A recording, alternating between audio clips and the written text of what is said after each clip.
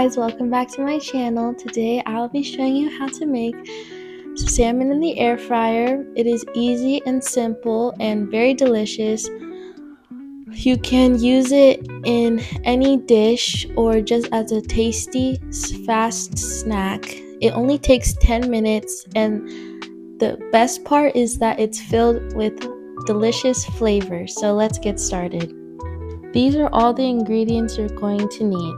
2 to 4 salmon fillets, 1 tablespoon of vegetable oil, 2 tablespoons of melted butter, 1 tablespoon of soy sauce, 1 tablespoon of lemon juice, 1.5 teaspoons of black pepper, 1 teaspoon of minced garlic, 1.5 teaspoons of parsley flakes, 1.5 teaspoon of garlic powder, and 1/2 teaspoon of paprika. You're going to need your bowl and your gloves.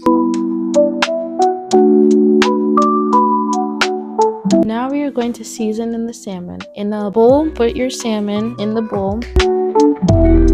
Now we're going to add our soy sauce, our vegetable oil, our lemon juice, and melted butter. And now all our seasoning will go in the bowl, combined. Now we're going to mix all the seasoning together. So now the salmon are fully seasoned, and now we're going to put it in the air fryer to cook. So we want to set our air fryer to 400 degrees Fahrenheit for 10 minutes and put it on roast mode. So we're going to place our salmon in the air fryer.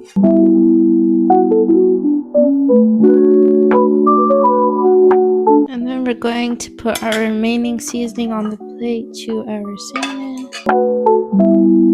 Now they are in the air fryer pans. I'm gonna let them cook for 10 minutes, and I'll come back to you guys when they're done cooking. This is how they look out of the air fryer.